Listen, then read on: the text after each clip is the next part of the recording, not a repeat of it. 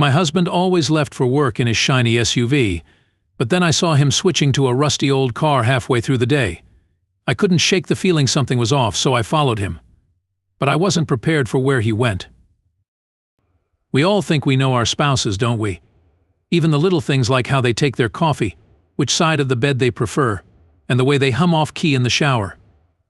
After 10 years of marriage, I thought I knew everything about Henry. His dreams, his fears, even the way his voice changed slightly when he was hiding something as trivial as eating the last cookie from the jar. No secrets between us he'd promised on our wedding day. Not even a headache. I remember laughing, thinking how lucky I was to have found someone so honest and so genuine.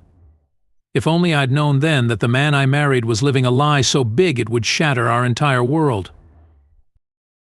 It started like any other Tuesday a few months ago. I was folding laundry and matching tiny superhero socks that belonged to our 6-year-old son when my phone rang. "Mrs. Diana? This is Jessica from Dr. Khan's office. I'm calling to confirm your appointment for this afternoon." I balanced the phone between my ear and shoulder, continuing to fold. "That's right, 2 p.m. There was a pause, then Dr. Khan mentioned there's a specific detail about your husband she'd like to discuss. She said it's important. My hand stilled on a half-folded t-shirt. "I'm sorry, what about my husband?" "That's all she said, Mrs. Diana." "Will you still be coming in?" I almost canceled.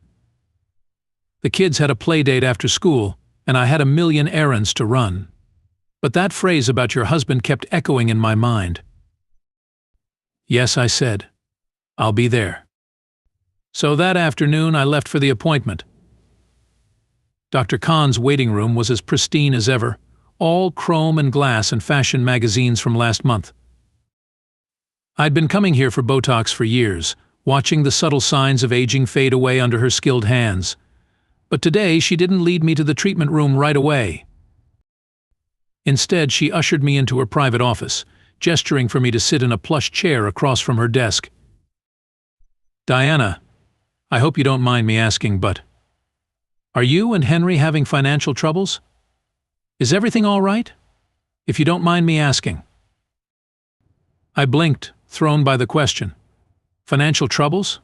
No, not at all. Henry's one of the top managers at my father's company, Dr. Khan. We're doing very well. Why would you ask that?" She leaned forward, lowering her voice, although we were alone. "Well, I see him every day from my office window. He's wearing these shabby clothes and drives off in an old Mustang that looks like it's held together with duct tape and prayers." I forced a laugh. "That can't be right. Henry's in meetings all day. He wouldn't—" "Wait here," Dr. Khan interrupted, glancing at her watch. "He usually shows up around this time. See for yourself."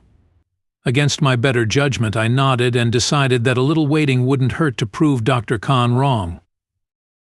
30 minutes can feel like an eternity when your whole world is about to change. I sat by Dr. Khan's window, my heart pounding so hard I was sure she could hear it even as she pretended to do paperwork at her desk. Then I saw it. A rusted, beaten-down Mustang that looked like it belonged in a junkyard pulled into the parking lot across the street. My pulse pounded in my ears as I recognized the driver. Henry. But not the Henry who had left our house that morning in his crisp suit and shiny SUV. This Henry wore tattered jeans, a threadbare t-shirt, and a shabby jacket I'd never seen before. He glanced around furtively before heading into the toy store nearby, emerging moments later with what looked like stuffed animals. My phone felt like it weighed 1,000 pounds as I pulled it out, hitting his number on speed dial. "Hey, honey," his voice was cheerful. Normal. As if he wasn't standing there in clothes that looked like they came from a donation bin. "I'm in a board meeting. Can I call you back?" I watched him speak into his phone from across the street, bile rising in my throat. "Oh, sure. Don't work too hard, darling." As he hung up laughing and climbed into the rusted Mustang, Dr. Khan squeezed my hand. "Diana, I'm so sorry.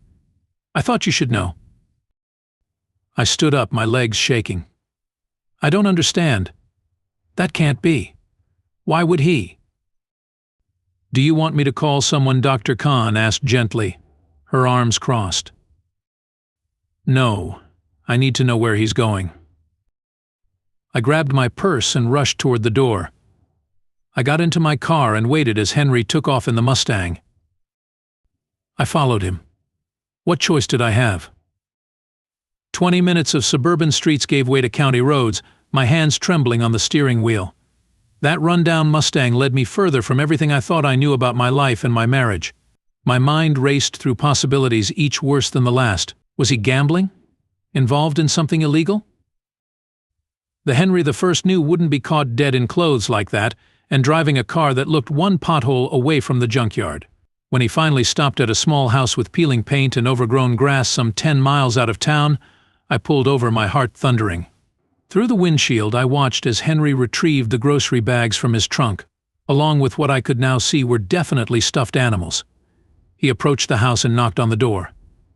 Moments later, a woman opened the door and stepped out. She was young and beautiful.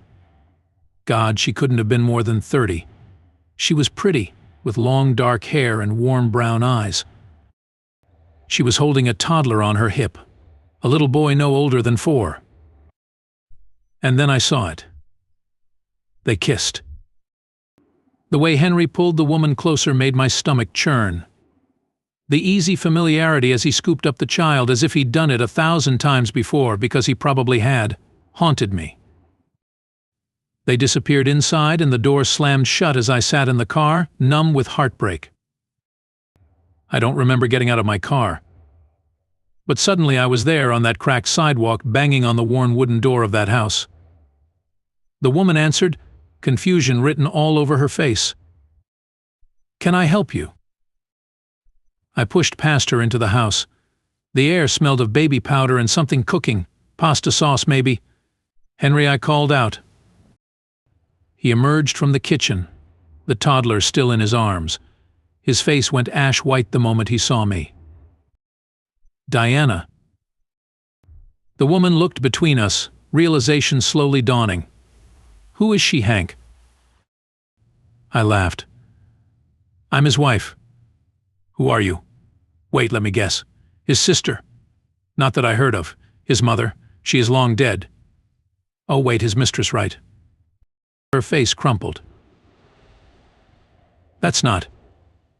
Hank works at the factory. He's my fiancé. He's been struggling to make ends meet. We've been together for 5 years." "5 years? We've been married for 10, miss. He's an executive at my father's company. And we have 2 children." The truth spilled out like poison. I didn't need words to tell me that Henry, my Henry, had been living a double life, playing the devoted husband and father at home, while pretending to be a struggling blue-collar worker here with Brenda. That was her name. Brenda and their 4-year-old son, Tommy. I can explain. Henry started, setting the boy down. He reached for me, but I stepped back. "Can you? Can you explain lying to both of us? Can you explain our children asking where their daddy is when he misses their school plays because he's here, playing house?" Brenda burst into tears. "He said he worked nights. That's why he could never stay." "Oh, honey, he was in a cozy bed at night. With me. In our bed, right, honey?" I then turned to Henry, my voice steady despite the earthquake ripping my chest apart. "I want you out of my house by tonight. My lawyer will be in touch." As I turned to leave, Brenda called out, "I didn't know. Please believe me, I didn't know." I looked back at her, this woman who had unknowingly shared my husband for 5 years. "I believe you. He lied to us both." With that, I stormed out of that house, and out of Henry's life. That was 3 months ago. The divorce proceedings were ugly, but I'm stronger than I knew.